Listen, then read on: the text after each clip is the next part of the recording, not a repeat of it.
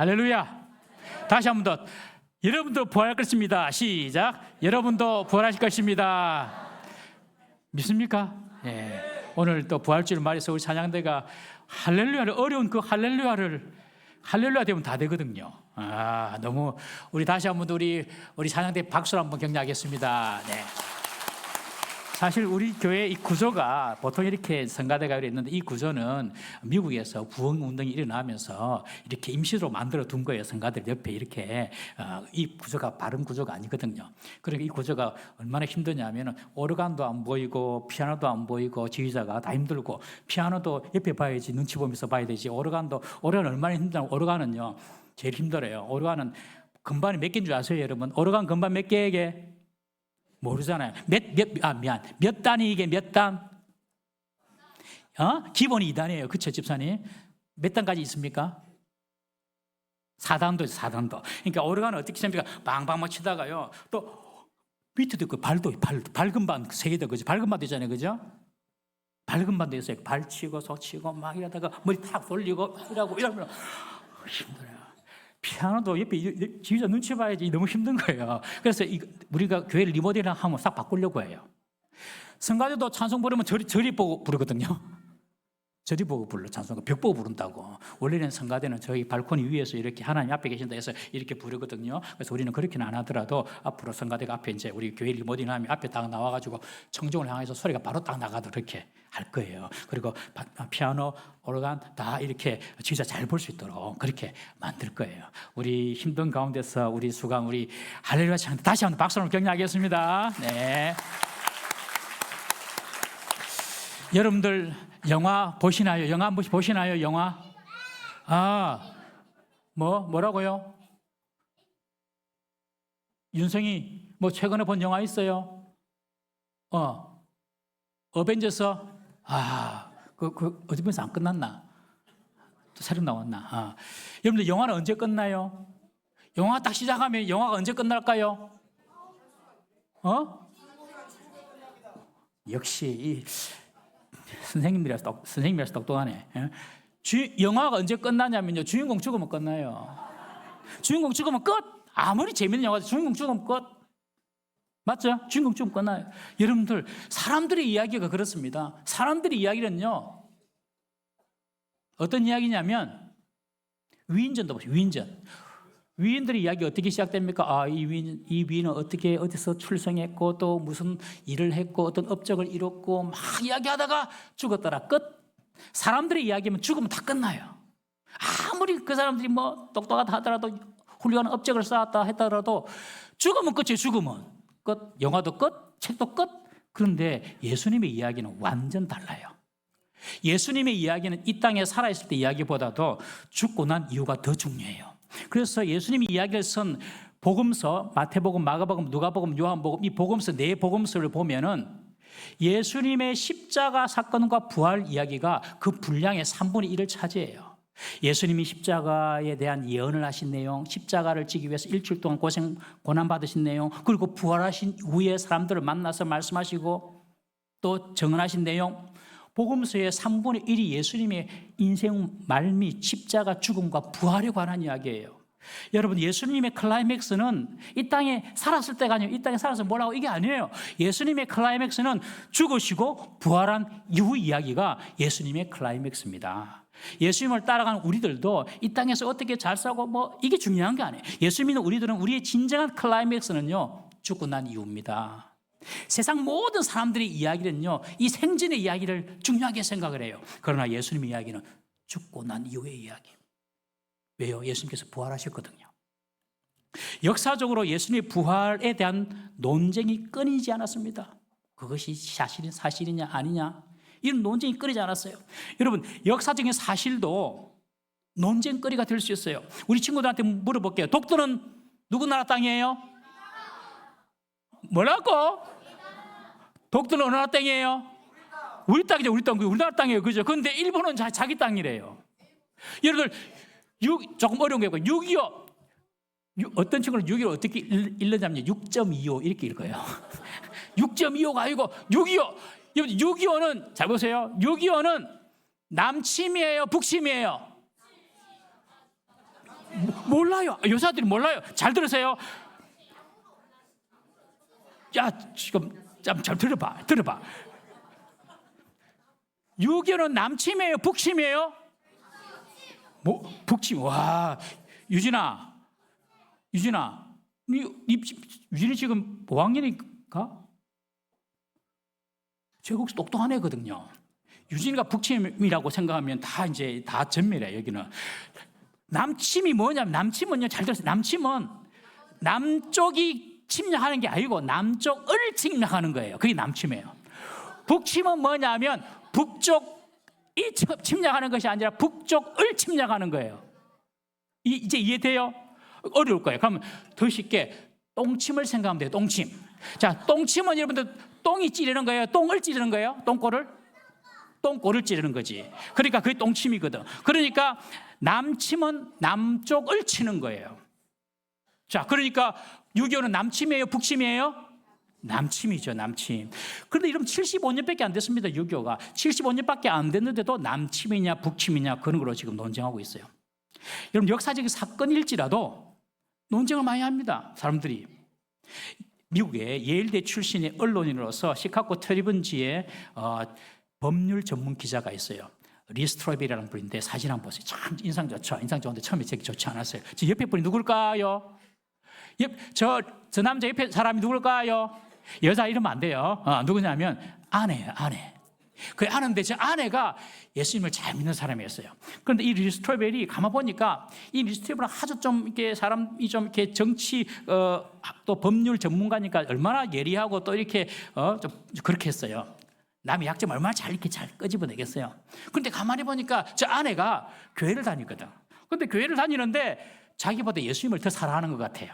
자, 우리 성도들 중에서 남편보다 예수님을 더 사랑하는 부인 손 한번 들어보세요. 한 분 제가 말을 안 하겠습니다. 네. 근데 이분은요, 우리 남편들 속지 마세요. 지금 여기 있는 여자들 있잖아요. 다 여러분들보다 예수님 더 사랑합니다. 남자들 속지 마세요. 다 사랑해요. 그런데 이 부인이 너무 교회 열심히 하고 예수님 사랑하니까 이 리 스트로벨이 야, 예수가 누길래 내보다 더 좋아하는 것 같노? 그래가지고 예수님을 조사하기 시작했습니다. 예수님에 대한 기록들이 정말 신뢰할 만한가? 아니면 뻥이나 과장인가? 그리고 역사적인 유물, 실제적인 역사적인 유물이 예수의 전기에 대해서 어떻게 말하는가? 반박하는가? 아니면 확정하는가? 예수가 스스로 하나님의 아들이라고 주장한 적이 있는가? 예수가 자기가 하나님 아들이라고 이야기한 적이 있는가? 조사하기 시작한 거예요. 그리고 예수가 하나님의 아들이라고 주장했다면 그는 또라이인가? 미쳤는가? 그걸 조사한 거예요. 그리고 예수가 하나님의 속성을 가지고 있는가? 정말 예수가 하나님의 아들이라면 신의 속성을 갖고 있어야 되는데 그런가? 조사했어요. 그리고 예수님의 죽음과 부활은 속임수가 아닌가? 그리고 예수 시체가 무덤에서 사라진 그것은 어떻게 된 건가? 누가 속였는가? 부활한 예수가 정말로 사람들 앞에 나타났는가? 그걸 다 연구를 했어요. 그래가지고 신학자, 심리학자, 역사 발굴 전문가, 의사, 목사 이런 세계적인 전문가 13명을 만났어요. 13명을 만나가지고 인터뷰하고 토론한 거예요. 그러면서 결국 결론은 예수님은 역사적인 인물이며 죽었다가 다시 부활하신 하나님의 아들이다 라고 인정하게 됩니다. 이런 예수님의 의문에 대한 각각의 해답을 찾아가는 여정을 책으로 담았어요. 그 책 이름이 바로 예수는 역사다. 여러분, 아직까지 예수님의 이 부활이 잘 안 믿어지시는 분들은 이 책 사서 한번 읽어보세요. 그리고 이 리 스트로벨은 그 이후 윌로우 크릭 교회의 스태프가 되었고 설교 목사가 되었습니다. 여러분, 의심한다 할 때 그 의심 자체를 불신앙으로 규정해서는 안 됩니다. 왜냐하면 의심은 그 의심하는 부분만 해소되면 언제든지 믿음으로 전환될 수가 있어요. 뭐가 불신앙이냐? 알아도 안 믿는 것이 불신앙입니다. 하나님은 전능하시다. 맞습니다. 아멘. 해놓고 그 전능하신 하나님을 잊어버리고 믿지 않고 늘 삶의 염려, 근심, 두려움에 빠져 있는 사람, 그게 바로 불신앙이에요. 이 세상은 그냥 저절로 생겼다. 그냥 뭐 뽕뿅뿅 페달벌 생기고 지구 생기고 이렇게 생겼다. 그렇게 내 도저히 못 믿겠어. 이 세상을 보니까 질서도 있고 원칙도 없고 규칙도 있는데 조물주가 만들었을 거야. 누군가 만들었을 거야. 이렇게 생각은 하면서도 창세기 1장에 태초에 하나님 천지를 창조하시니라 이 말씀을 안 믿어요. 그게 불신앙이에요. 여러분, 불신앙에는 나의 못된 자유의지가 들어있습니다. 불신앙을 이기는 것이 믿음인데 믿음은 하나님의 선물입니다. 이 믿음의 선물은 언제 나타나냐면 하나님 말씀을 읽고 듣고 묵상할 때 믿음이 생깁니다. 학생들이 영어는 잘하고 싶어도 영어책은 안 봐요. 그러면 꼭 영어 공부 잘하겠습니까? 수학은 잘하고 싶은데 수학 문제지 안 풀어요. 그러면서 수학이 안 된다 이러면서 이러고 있으면 안 되지. 성경을 안 보면서 믿음이 안 생기는데 그런 말 하면 안 돼요. 성경을 보십시오. 그 성경을 들으십시오. 그러면요, 말씀이 내 속에서 역사하십니다. 그래서 믿음을 주십니다. 특별히 이 부활을 믿는다는 것은 너무 인간적인 머리로 어려운 거예요. 불가능한 거예요. 처음에 제자들도 안 믿었어요. 그럼 우리가 더 말씀을 봐야 되는 거예요. 우리 고린도전서 15장 19절 말씀 한번 읽어보겠습니다. 고린도전서 15장 19절 읽습니다. 시작. 만일 그리스도 안에서 우리가 바라는 것이 다만 이 세상의 삶뿐이면 모든 사람 가운데 우리가 더욱 불쌍한 자이리라. 다시 한번 크게 읽습니다. 자, 시작. 만일 그리스도 안에서 우리가 바라는 것이 다만 이 세상의 삶뿐이면 모든 사람 가운데 우리가 더욱 불쌍한 자이리라. 우리 예수 믿고 사는데 이 세상이 전부고 다른 천국도 없고 내세도 없고 부활도 없으면 바울이 하는 말이 우리가 이 세상에서 제일 불쌍한 자다 그렇게 말하는 거예요. 여러분들 부활도 없고 천국도 없으면 뭐 한다고 주일날 이렇게 와가지고 예배합니까? 여러분 밖에 놀러 다녀야지. 학생도 공부해야지. 알바해서 돈 한 푼이라도 벌어야지. 뭐 한다고 완전히 모여가지고 예배합니까? 여러분 우리가 제일 불쌍한 사람이 될 수밖에 없어요. 그리고 예수님은요 최고로 구라쟁이, 사기꾼, 완전히 전 인류를 대상으로 한 사기친 사기꾼. 예수님은 자기가 하나님이래. 자기가 부활했대. 그래서 부활이 없다면, 천국이 없다면 우리는 이 세상에서 가장 불쌍한 사람이 됩니다. 그런데 거꾸로 정말 부활이 있고 정말 천국이 있으면요 저와 여러분들은 정말로 복받은 사람인 줄 믿으시기 바랍니다. 로또 10번 당첨된 것보다도 이 믿음의 복이 가장 큰 복이에요. 할렐루야. 예수님이 부활을 본 정인이 당시 500명이나 되었다고 합니다. 고린도전서를 바울이 쓸 때만 해도 태반이나 살아있다고 합니다. 우리 고린도전서 15장 6절 말씀 한번 읽어보겠습니다. 바울이 쓴 편지입니다. 고린도전서 15장 6절 시작. 그 후에 500여 형제에게 일시에 보이셨나니 그 중에 지금까지 대다수는 살아있고 어떤 사람은 잠들었으며. 바울이 지금 고린도 교회에 편지를 쓰는데 예수님 부활하셨어. 15장이 고린도서 15장이 부활장이거든요. 그 이야기하면서 봐라 지금도 봐라 얼마나 많은 사람들이 지금 살아있냐. 예수님 부활을 본 사람이 살아있냐 그렇게 말하는 거예요. 부활이 거짓말이면 어떻게 이렇게 편지를 쓰겠습니까? 여러분 만약 부활이 제자들이 꾸며낸 거짓 이야기라면 있지도 않은 자신들이 꾸며낸 그 부활을 전하면서 자기 목숨을 걸 사람이 있겠습니까? 자기 신념을 위해서 죽을 수 있는 사람은 있어요. 그렇지만 자신이 꾸민 거짓말, 자신이 꾸민 거짓을 위하여서 죽을 수 있는 사람은 아무도 없어요. 그런데 예수님의 제자들은 다 부활을 보았기 때문에 다 요한 빼고 다 순교했어요. 여러분 우리가 지금 알고 있는 지식은요 내가 보고 느끼고 경험한 그게 전부 다예요. 그게 전부인 줄 알아요. 이 세상에 나타나는 일들이 전부인 줄 알아요. 그리고 우리가 생각지 못하고 상상하지 못하는 부활의 이야기, 영생의 이야기, 천국의 이야기는요 마치 소설 속에서 나오는 이야기 같고 너무 허상 같아요. 허상. 왜냐하면 이 세상 이야기가 아니니까. 여러분들 다 우리가 엄마 뱃속에서 태어난 사람들인데 우리가 다 엄마 뱃속에 태어난 사람들이에요.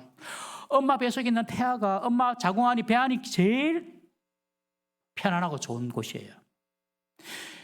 그런데 그 엄마 뱃속에 있는데 이 뱃속에 있는 태아가 태어나서 보게 될 이 광대한 세상 상상이나 할 수 있을까요, 여러분?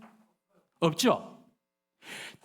엄마 뱃속에 있는 그 태아가 이 세상이 이렇게 아름답고 이런 세상들을 뭐 100만 불지 1이나 생각할 수 있을까요? 없어요. 생각 자체도 못해요. 그런데 열 달이 되니까 뱃속에서 자꾸 양수가 터지고 막 자꾸 밀어내는 막 나가라고 나가기 싫어 그러면서 울잖아요. 응애하고. 그런데 나와보니까 엄마도 보이고 아빠도 보이고 자기가 상상할 수 없는 세상이 펼쳐지는 거예요. 그게 바로 천국이고 그게 부활입니다. 상상할 수 없어요, 여러분. 부활의 세계, 영생의 세계, 천국의 세계가 바로 이렇다는 겁니다. 여러분, 우리는 상상하지 못한다 하더라도, 우리는 생각하지 못한다 하더라도 여러분 부활이 있고 천국이 있음을 믿으시기 바랍니다. 오늘 본문은요, 부활하신 예수님께서 막달라 마리아, 이 막달라라는 말은 지명이거든요. 갈릴리 호수 근처에 있는 도시예요. 그 막달라 지역에 있는 마리아, 그 마리아에게 처음으로 나타나신 장면이에요. 예수님의 부활의 몸을 이 막달라 마리아에게 처음 보여주시는 거예요. 얼마나 영광스럽습니까? 그리고 이 막달라 마리아에게 예수님의 부활의 소식을 사람들에게 전하라고 명령해서 이 막달라 마리아가 예수님의 부활의 소식을 처음으로 전거한 사람이에요. 그만큼 큰 영광을 막달라 마리아가 누렸어요. 안식 후 첫날에, 안식 후 첫날은 오늘 주일 아침을 말하는 거예요. 주일 아침. 해가 아직 뜨기 전에 막달라 마리아와 몇몇의 여자들이 예수님이 묻힌 그 무덤으로 들어갑니다. 그런데 오늘 요한복음에 보면 막달라 마리아만 나와 있어요, 이름이. 사실 예수님의 제자 야고보의 어머니 마리아도 갔고요. 그리고 헤롯 대왕의 청지기인 구사라는 사람, 그 사람의 아내 요한나도 함께 갔어요. 그런데 막달라 마리아만 이야기만 대표로 하고 있어요. 왜냐하면 막달라 마리아가 중요한 사람이거든요. 겉으로 볼 때는 제일 불쌍한 사람이에요, 막달라 마리아가. 야고보의 어머니 마리아처럼 예수님의 제자들과 관계된 사람도 아니었고요. 요한나처럼 신분이 높은 사람도 아니었어요. 막달라 마리아 어떤 사람이었냐면 창녀였어요, 창녀. 자기 몸을 팔고 돈을 버는 사람. 그런 창녀였어요. 그리고 그뿐만 아니라 막달라 마리아는요, 7 귀신이 들어와가지고 귀신에게 지배당하던 사람이었어요. 그러니까 동네 모든 사람들이 저 사람은 죄인이야, 나쁜 사람이야. 그렇게 지적을 받고 그렇게 정죄당한 여인이 바로 이 막달라 마리아예요. 가장 비천하고 가장 불쌍한 사람이에요. 죄인 취급받았던 여인이에요. 누구에게 하나 사람 대접 받아본 적이 없어요, 지금까지. 그런 사람에게 예수님이 나타나 보이셨어요, 첫 번째로. 여러분, 우리 친구들 주위에 보면 불쌍한 친구들 있어요, 없어요? 있죠. 뭘 없을 수도 있겠지만 있죠. 그 친구들을 예수님이 가장 사랑하는 사람일 수도 있어요. 함부로 그런 친구들 대하면 되겠어요? 이 막달라 마리아는 가장 불쌍한 사람이에요. 다 죄인으로 취급받던 그런 사람이에요. 그런데 예수님께서 그 여인을 만나서 치유해 주셨어요. 막달라 마리아는 자신을 온전하게 고쳐주신 예수님에 대한 사랑과 애정이 너무 컸던 사람이에요. 예수님께서 부활하신 그 당신의 영광을 누구에게 가장 먼저 보여줄까요? 이런 막달라 같은 사람. 여러분, 이 막달라 마리아가요, 과거에 어땠는지 들어보세요.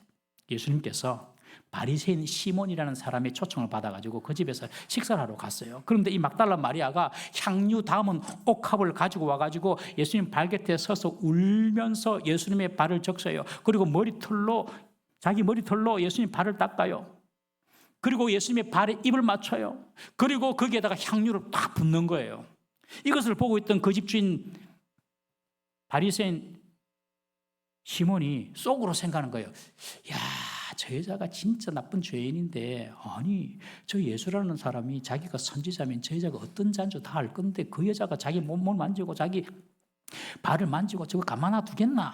저 예수가 좀 진짜인가 아닌가 이 생각하고 있었어요. 예수님께서 그 마음을 아시고 시몬에게 말합니다. 시몬아, 내가 너한테 할 말이 있다. 예, 500데나리온 빚진 사람과 50데나리온 빚진 사람이 있다. 그런데 빚을 준 이 주인이 보니까 다 불쌍하고 다 갚을 능력이 없어요. 그래서 500데나리온 빚진 사람에게 또 50데나리온 빚진 사람에게 다 그 빚을 탕감해 주었다. 안 갚아도 된다 이야기해 줬다. 그러면 누가 그 주인을 더 사랑하겠느냐? 그렇게 질문한 거예요. 누가 그 주인을 더 사랑하겠어요? 500만 원 빚진 사람이 있고 5만 원 빚진 사람이 있는데 그 빚을 준 사람이 갚을 능력이 없네. 불쌍하다. 500만 원 안 갚아도 된다. 한 사람하고 5만 원 안 갚아도 된다. 한 사람하고 누가 그 주인을 더 사랑하겠어요? 유진이?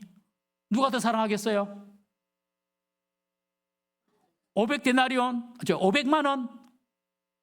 맞지, 그지? 500만 원. 죄송합니다. 제가 설교를 잘 못해가지고 아까 말귀를 못 알아듣고 있어요. 네. 제 책임 50%. 500데나리온 빚진 사람이 더 그 주인을 사랑하겠지요 라고 시몬이 이야기했어요. 그러니 예수님께서 맞다. 이 여자는 큰 죄인이다. 그런데 용서받았다. 자기가 죄 용서받은 것이 너무 크기 때문에 나를 저렇게 사랑한다. 그러면서 하신 유명한 말씀이 있어요. 많이 사함을 받은 사람이 많이 사랑하고 적게 사함을 받은 사람이 적게 사랑한다 하면서 이 막달라 마리아가 당신을 정말 많이 사랑한다는 것을 예수님께서 많은 사람들한테 보여주셨어요. 여러분, 누가 부활의 주님의 영광을 만납니까? 예수님을 많이 사랑한 사람. 그녀는 귀신 들렸고 창기였고 모든 사람들로부터 죄인 취급받았지만 그 아픔과 고통이 예수님의 사랑으로 치유받고 예수님을 가장 사랑하는 사람이 되었습니다. 여러분, 누가 예수님을 가장 사랑할까요? 목사요? 아닙니다. 교회 오래 다니는 사람요? 아닙니다.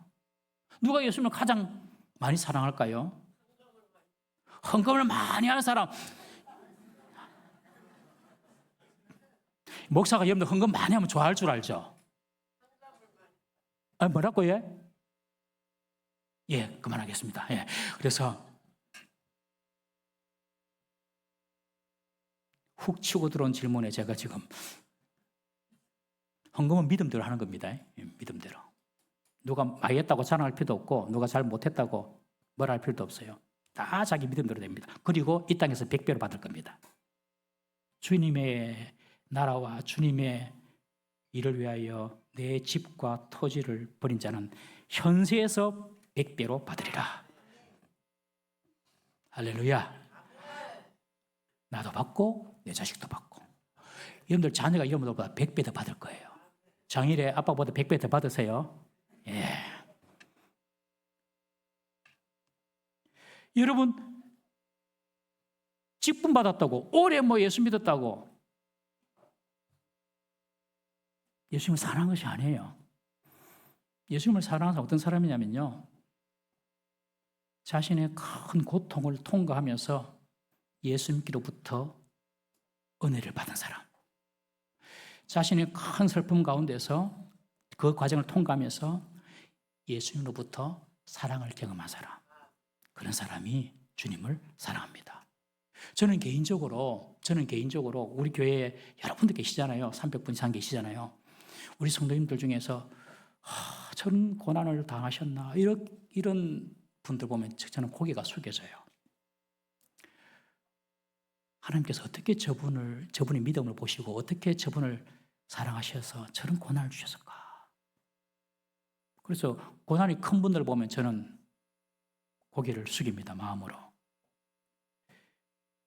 여러분, 하나님께서 그 고난 가운데 은혜를 부어주셔가지고 그 문제를 치유하게 해주시고 하나님의 사랑을 받은 사람은요, 주님을 더 뜨겁게 사랑합니다.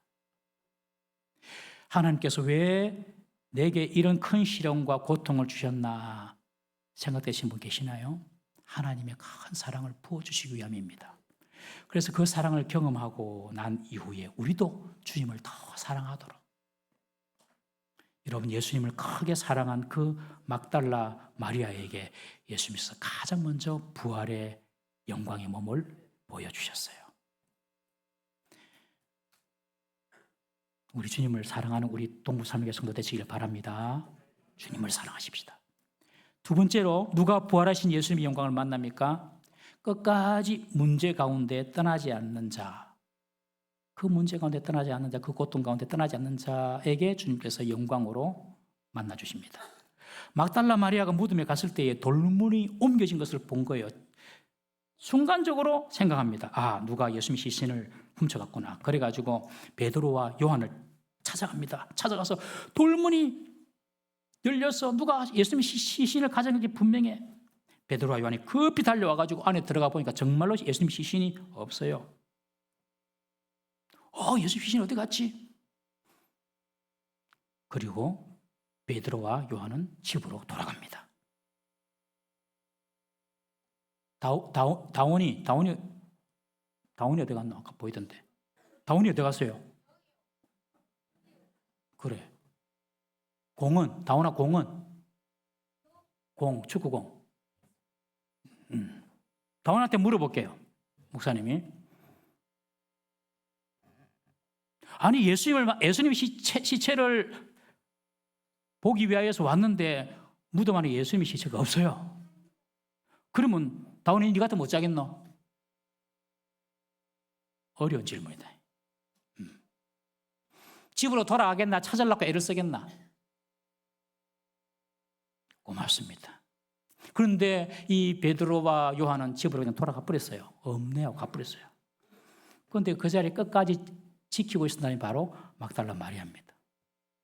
막달라 마리아는 끝까지 그 빈 무덤에 있으면서 우리 예수님 시신이 어디 갔노고 펑펑 웁니다. 울고 또 웁니다. 그 자리를 떠나지 않았어요. 9절에 보니까 죽은 자가 다시 살아나야 하리라는 말씀을 아직 제자들이 깨닫지 못했기 때문에 그렇다라고 설명을 하고 있습니다. 막달라 마리아는요, 그도 예수님 부활할 줄 몰랐어요. 그렇지만 예수님을 너무 사랑했기 때문에 예수님께 그 향품을 가져와가지고 예수님 시체를 만나야지 향품을 바를 거잖아요.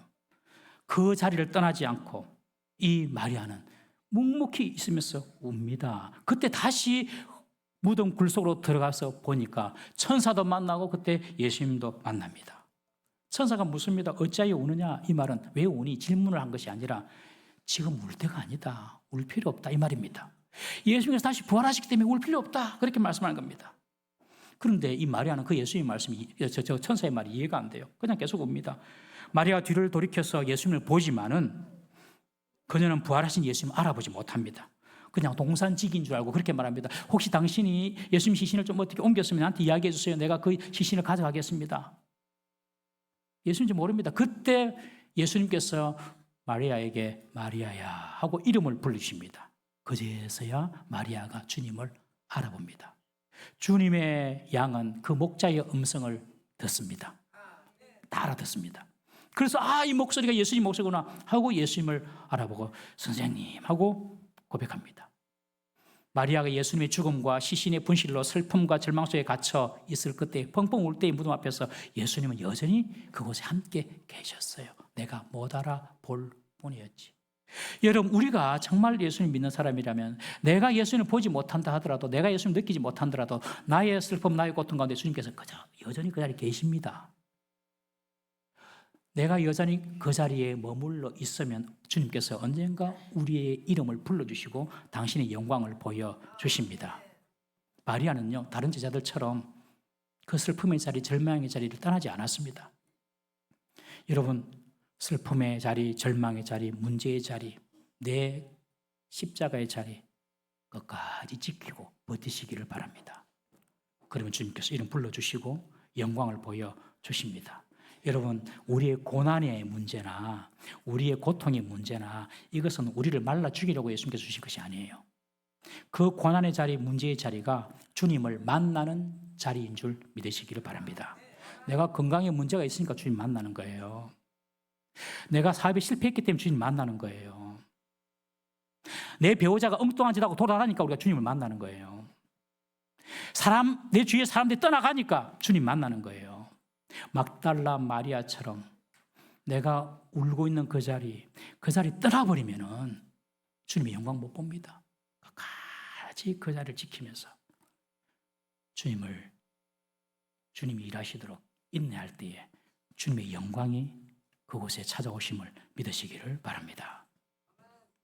예수님은 막달라 마리아에게 사명을 주십니다. 마리아야, 나의 형제들에게 가서 내가 내 아버지 곧 너희 아버지께로, 내가 내 하나님 곧 너희의 하나님께로 다시 살아나서 올라간다고 전하라 라고 말합니다. 여기서 아주 중요한 표현이 있는데 예수님께서 제자들을 처음으로 형제, 내 형제들이라고 불러주십니다. 이 말씀은 예수님의 부활로 인해서 예수님의 아버지가 우리 아버지가 되고 예수님의 하나님이 우리 아버지가 우리 하나님이 되시는 정말 놀랍고 새로운 관계가 형성되었음을 보여줍니다. 예수님의 부활이. 예수님의 부활로 예수님께서 우리를 형제라고 불러주셨어요. 우리의 신분이 새롭게 격상된 겁니다. 학교에서 사람들이 우리 친구들 네 혈액형이 뭐예요? 하면은 저는 A형이에요, B형이에요 그렇게 말하지 말고 제 혈액형은 은성아 뭐라고? J형이에요 그렇게 하세요. 지저스 J형이에요. 썰렁하지? 예수님께서 우리를 형제라고 불러서 형제라고. 그러니 부활로 말미암아 우리의 신분이나 우리의 자격이 완전히 달라진 거예요. 우리 예배 분에 인사하겠습니다. 우리는 예수님의 형제자매입니다. 시작. 우리는 예수님의 형제자매입니다. 그러면서 예수님께서 제자들에게 내가 살아났고 다시 내 아버지 너희 아버지께로 올라간다고 전해라. 막달라 마리아는 제자들에게 달려가서 내가 주를 보았다 하며 부활하신 예수님을 최초로 전하는 영광스러운 증인이 되었습니다. 사랑하는 성도 여러분, 누가 예수님의 영광을 만납니까? 주님을 사랑하는 자, 그리고 그 십자가에 끝까지 지고 그 자리를 지키는 자. 주님께서 그 십자가의 길에서 영광을 보여주십니다. 우리 이 시간 다 같이 한번 이렇게 기도하십시다. 주님, 내가 주님을 사랑하는 자가 되게 하십시오. 여러분, 교회에 출석하는 것도 중요하고 봉사하는 것도 중요하고 헌금하는